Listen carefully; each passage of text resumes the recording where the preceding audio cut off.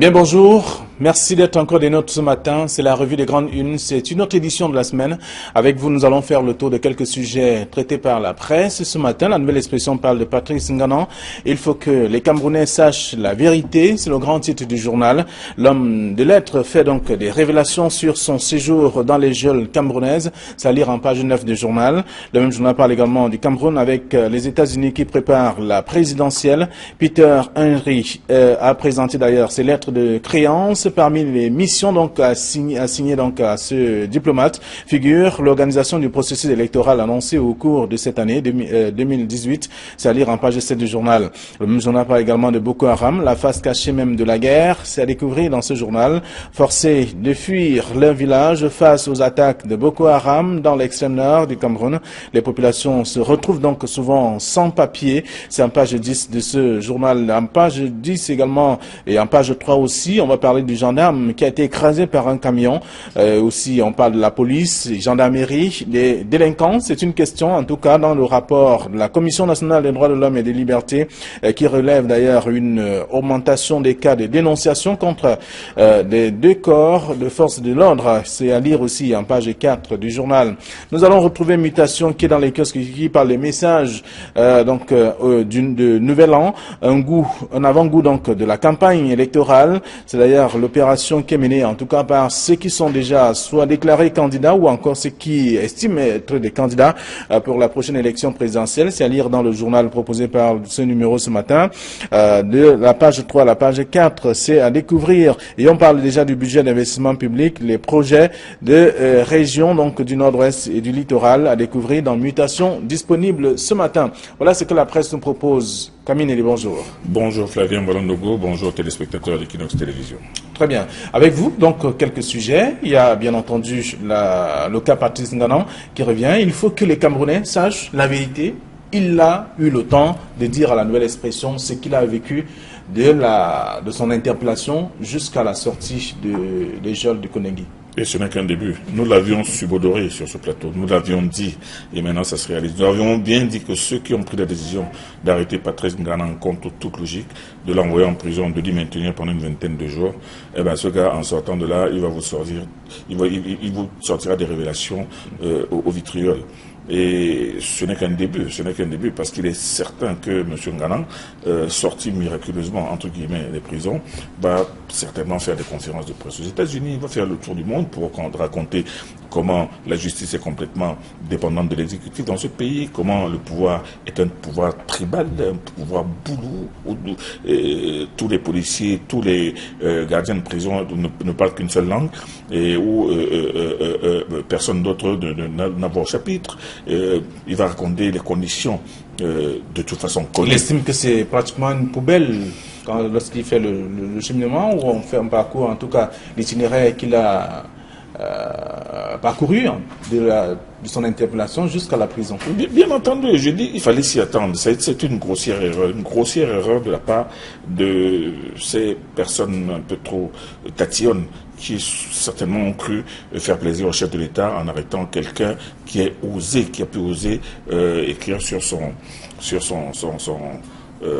sa page Facebook que lui, il pourrait lui tirer dessus. Se sont dit, bon voilà, on va démontrer que nous, on est là pour veiller. C'est une erreur, nous l'avions dit dès le départ, c'est une erreur de le garder à la police judiciaire, c'est une erreur de l'envoyer en prison, de le garder en prison. Conséquence, ça a été une pantalonnade de le faire sortir pratiquement, de l'expulser de la prison comme un indésirable. Et là maintenant, en fait, à l'intérieur de cette prison, il a vu, il a touché, et je vous dis que ce monsieur va dire des choses, et pendant des mois, il ne va pas s'arrêter maintenant. Il a commencé, ce n'est qu'un début, et bien évidemment, ça lui donne du grain à moudre, parce qu'il est présenté maintenant aux États-Unis comme un véritable miraculé d'un pouvoir, entre guillemets, d'un pouvoir sanguinaire et tribal, et que là maintenant, il a voix au chapitre, il a le droit de venir dire ce qu'il a vu, et ça, c'est ceux qui ont organisé cette mascarade-là qui devront être sanctionnés. Et c'est de leur faute si aujourd'hui, M. Nganan est en train d'être présenté comme un héros, comme un... Oui, mais tout n'est pas que négatif. Si on s'en tient à ce que la nouvelle expression a comme information ce matin,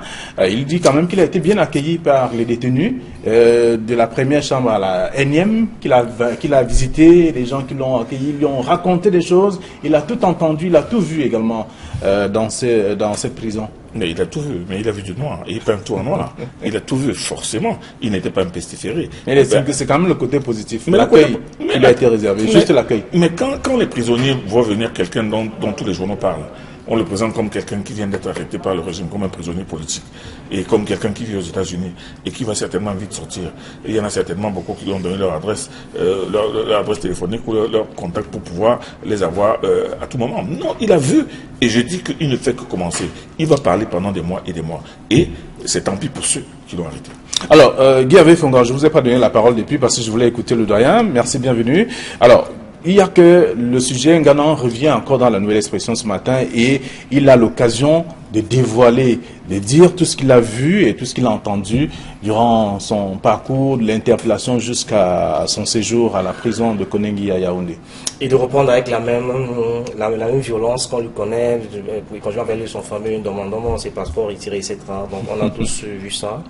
Et avec la manière arrogante à laquelle il snob le DGSN dans ses sorties, au vitriol, etc. Donc moi je suis pas surpris parce que je m'y attendais et je suis cohérent et constant depuis le commencement de cette affaire pour dire qu'il y a une vraie théorie du complot et que les gens qui ont arrêté Nganan vraiment lui ont rendu service. Parce que souvenez-vous, il y a quelques jours avant son arrestation, l'accès à la prison de Konengi lui avait été interdit. Il a essayé plusieurs fois, on a refusé qu'il entre à Konengi. Donc il a piégé les autres, il a piégé certaines personnes qui ont joué son jeu et qui l'ont interpellé, qui l'ont fait rentrer là-dedans pour... L'autre jour, je faisais remarquer à quelques autres confrères que les 21 jours qu'il a passé là-bas lui ont permis simplement de faire la collecte.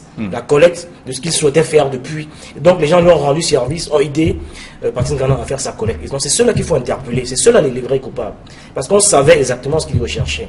Et donc on l'a aidé à faire sa collecte et maintenant il promet et il en a sorti d'un ouvrage, La guerre civile au Cameroun, ça ressemble à la science-fiction.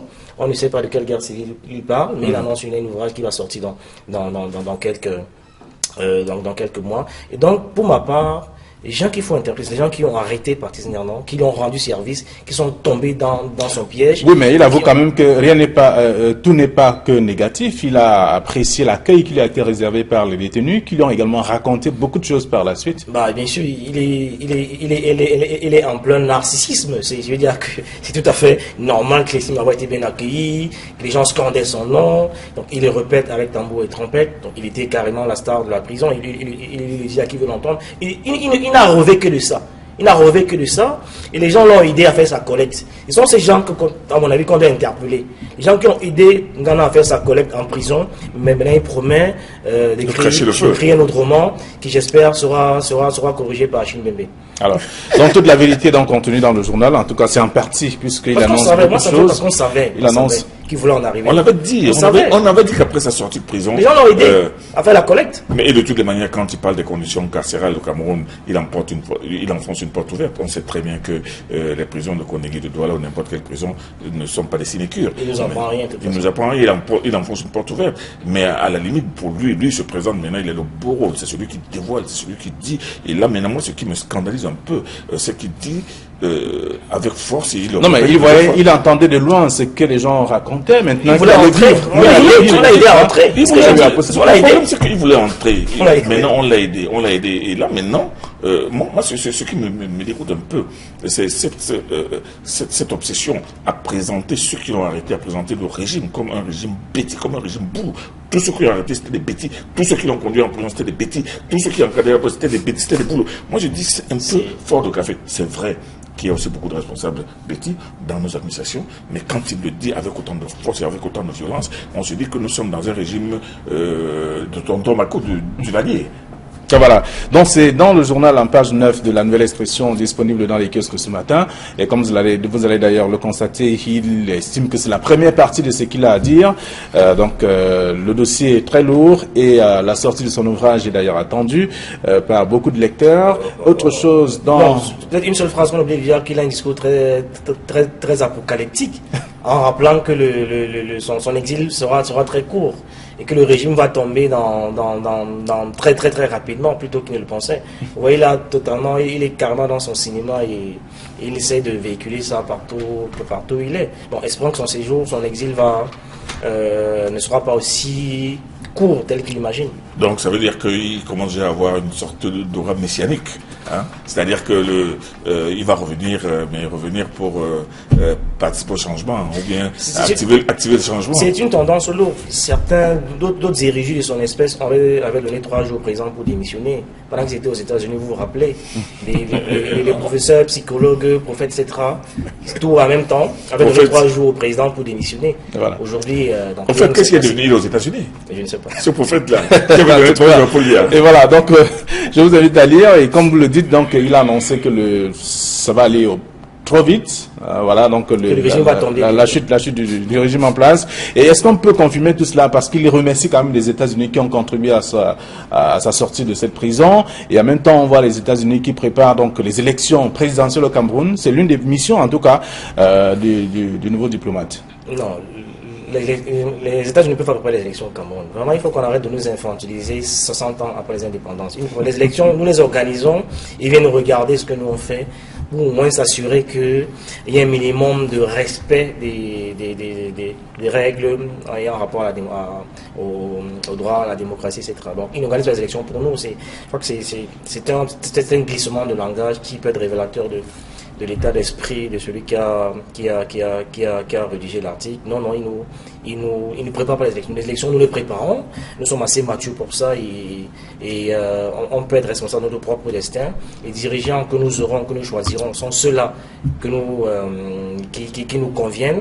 Donc, il n'est pas de bon ton que les puissances viennent nous dire ce qu'on doit faire chez nous. C'est quand même surréaliste. On est assez grand pour savoir ce qui est bien pour nous ou pas.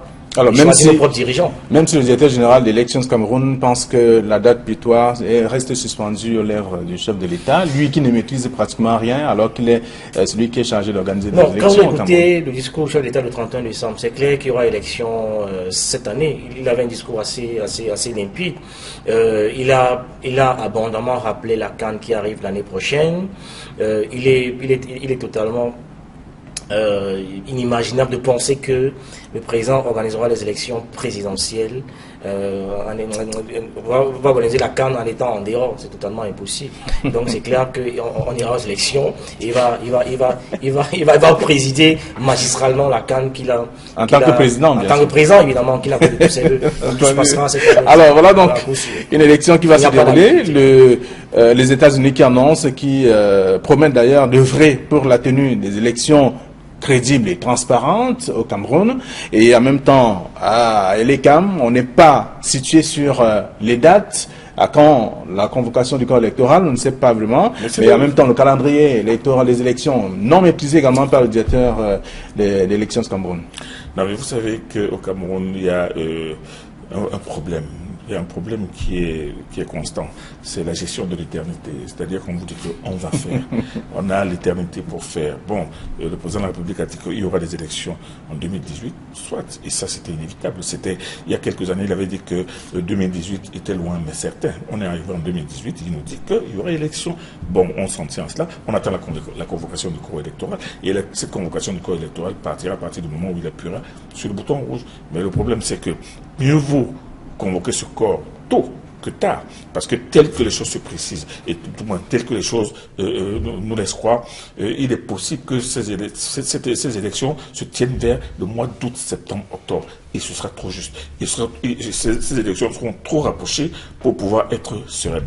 Donc là aujourd'hui, on est en train de nous dire que les Américains viennent organiser. Non, comme l'a dit, je suis d'accord avec Guillaume Fonda, les Américains ne viennent pas organiser des élections. Nous les organisons nous-mêmes et nous savons comment les ficeler et nous savons comment nous les gagnons. Parce que ça aussi, c'est aussi une autre vérité qu'il faut dire, que les élections au Cameroun, si elles sont menées par les Camerounais et par le Cameroun et par l'ECAM, on sait aussi comment elles sont ficelées, parce qu'il y a tout un système qui fait que le vainqueur est toujours connu d'avance. Bon, mais là maintenant, le problème c'est de savoir quand auront lieu ces élections, parce qu'il faudrait compter au moins 4 élections, pour ne pas parler de la 5e, parce que la 5e, c'est les régionales. Mais, puisqu'on nous dit que la décentralisation arrive, il faudra penser aux municipales, aux législatives, au sénatorial, et maintenant à la présidentielle. Bon, la présidentielle, et maintenant accessoirement penser aussi au régional. Si on réussit à mettre la décentralisation en marche avant la fin de l'année, ce qui n'est pas évident. Donc, en tout cas, il y a un peu d'accélérateur déjà sur la mise en place de la du processus, absolument, de décentralisation. On l'a entendu du chef de l'État. Oui, le chef de l'État, et quelques temps plus tard, le ministre de l'administration territoriale nous a dit, pince sans rire, que le processus de décentralisation avance de façon méthodique et déterminée. Comme si depuis 21 ans, il n'avait pas cessé d'avancer, puisque le chef de l'État avait dit que progressivement, toutes ces choses allaient se mettre en place. Et progressivement, ça fait 21 ans, ça n'a pas bougé. Bon, c'est à la vitesse, à l'allure du chef de l'État. Cependant, on ose espérer, et tout le monde attend ces différentes élections. Il ne faudrait pas qu'on se retrouve avec des élections qui pourraient être prolongées après la CAN, parce que ça aussi, il y a un risque aussi, si elles ne peuvent pas se tenir avant le mois d'août, avant le mois de septembre, octobre, novembre, le président de la République, des textes prévoient que ces élections peuvent être envoyées d'un an et quelques mois. Donc, là aujourd'hui on est, on sait, on attend tous les élections. Maintenant le problème c'est quand et comment. D'accord, alors, et en même temps, vous allez développer votre pensée. Il n'y a que Maurice Kamto, le président en tout cas, qui parle de la présidentielle 2018. Lui, il fait savoir que Paul Biya doit être disqualifié en fait, parce qu'il ne veut plus entendre qu'il est candidat à la prochaine élection. Au nom de quoi Paul Biya doit être disqualifié? Si quand même le choisissent, il restera là. Je veux dire qu'il n'a pas de qualité pour disqualifier le président. Le président ne disqualifie pas les Camerounais qui peuvent le sanctionner ou pas en allant aux élections. Donc c'est pas Maurice Kamto, encore que lui-même pourrait être disqualifié par la base. Si on commence à fouiller dans son tiroir et à sortir les choses du placard, on verra bien qu'il est très mal. Il y a des cadavres dedans. Qu'il est très mal placé, qu'il est très mal placé pour peser au destinées de cette nation. Non, je voudrais en même temps rappeler que par rapport à la sortie du directeur de l'ECAM, que vraiment le code électoral est clair là-dessus. Il n'y a aucune ambiguïté, tout est clair. Jusqu'ici, le président est dans les délais légaux. C'est-à-dire que le code électoral a donné des éléments clairs et précis. Et la date de convocation du corps électoral n'est pas encore dépassée, donc il est dans les délais. Le président même si l'organisateur des élections ne sait rien. Le président a encore le temps de convoquer le corps électoral. Il est dans le délai prévu par le code électoral. On n'est pas encore délai. Donc ça ne sert à rien de nous envoyer cette... Bon, c'est vrai que c'est bien d'envoyer ces signaux. C'est bien d'envoyer de sonner l'alerte, mais on est encore dans les délais légaux, dont le président peut convoquer le corps, je crois qu'il a encore jusqu'à la fin de ce mois, ou février, pour convoquer le corps électoral. Donc on est encore dans les délais, il n'y a pas raison de s'alarmer en estimant qu'il n'y a aucune lisibilité, il n'y a aucune traçabilité. Par contre, il a des raisons, parce que maintenant on peut s'inquiéter du fait de ce que ça va nous coûter en termes de budget. Les experts parlent de près de 50 milliards de francs, c'est quand même costaud. Et puis on prépare la CAN, donc il y a pas mal, je vais dire que le fait qu'on ait demandé quand même de serrer la ceinture, cette année reste encore d'être plus difficile parce que l'État aura plus besoin d'argent que d'habitude. Et ce qu'on le dit parce que cette année, c'est une année qui est structurante. Ça arrive une fois tous les 25 ans. Vous avez cette année 5 élections qu'il faut organiser. C'est rare. C'est une fois tous les 25 ans. Donc on est parti pour organiser les présidentielles, les sénatoriales, les législatives, les municipaux et peut-être les régionales. Les régionales, c'est vraiment ce qu'on attend le plus avec ce qui s'est passé en zone anglophone. C'est où le président est plus attendu. Je veux dire que ça risque d'impacter sérieusement la CAN à laquelle il tient tant. Et la véritable chose qu'on attend, c'est sur les régionales où il faut désacraliser tous les super maires qu'on a inventés pour tuer les maires que le peuple avait choisis. Et même les gouverneurs aussi. Notamment les délégués, c'est eux qui s'appellent super maires. C'est eux les super maires. Non, pas les délégués du gouvernement. Même les gouverneurs de région. Il faut vraiment qu'on y aille. Parce que nos universitaires ont réussi à théoriser la progressivité. Aujourd'hui, je veux dire que ça fait longtemps qu'on en parle et ça s'est remis au calendrier grec. On n'a jamais vraiment réussi à appliquer cette décentralisation. Donc, c'est maintenant ou jamais si le président tient à rentrer dans l'histoire et à sortir par la grande porte qui met effectivement cette année cette décentralisation et qu'on n'en parle plus avant la CAN. Alors. Oui, mais laissez-moi vous dire qu'il y avait fondement que les 4 premières élections peuvent bien se tenir, mais pas les régionales tout de même, je ne pense pas. Parce que les régionales devraient d'abord passer par un retoilettage de la Constitution, pour carrer le cadre des gouverneurs de région. Comment ça va se passer? Il y aura combien de régions? Parce que c'est pas certain que si on est centralisé, ils seront payés par qui? Comment est-ce qu'ils vont être gérés? On découpe le pays en régions. C'est pas certain que ça va faire 10 régions. On peut mettre 5 régions, on peut mettre 8 régions, on peut mettre. Donc ça veut dire qu'il faudrait d'abord commencer. Il y aura un travail de toilettage de la Constitution, ensuite maintenant un travail administratif pour essayer de fixer maintenant ces régions et maintenant mettre des conditions, toutes les conditions de la désignation, des élections de ces présidents régionaux. C'est toute une autre paire de manches. Moi je pense qu'il ne peut pas se faire en un an. En tout cas, en religion, est-ce qu'il n'y aura pas chevauchement? S'il fallait choisir une élection cette année, moi j'aurais choisi les régionales. Cette année, les autres pourraient peut-être attendre, mais moi j'aurais choisi les régionales pour apaiser les tensions. D'accord. Parlant de la présidentielle, il y a, j'allais dire, mutation de ce matin, qui met à sa une message du nouvel an, un avant-goût de la campagne électorale, avec notamment l'opération de charme des candidats déclarés ou encore pressentis donc à la prochaine présidentielle qui a commencé. On voit, il y a des images, il y a bien sûr des personnalités bien connues. Il y a bien entendu Maurice Kamto, il y a Cabral Libi, il y a Akéry Mouna et autres en tout cas qui sont à la une du journal. Moi, j'ai été très amusé quand j'ai vu ça et je pense que c'est une faute. J'ai vu beaucoup de médias traditionnels ont ouvert leur tribune à ces candidats à la candidature, parce que jusqu'ici, il n'y a aucun candidat qui est retenu à ces candidats à la candidature. Je pense que ça ne devrait pas, parce qu'à la vérité, on n'a pas deux présidents. On n'a pas deux présidents, on a un chef d'État. Et donc là, on parle d'un discours du le président ne s'exprimait pas en tant que président de l'IRDPC, mais en tant que président du Cameroun. Donc il y a un temps pour la campagne, il y a un temps pour le chef de l'État de parler à la nation, et c'est ce que le président a fait.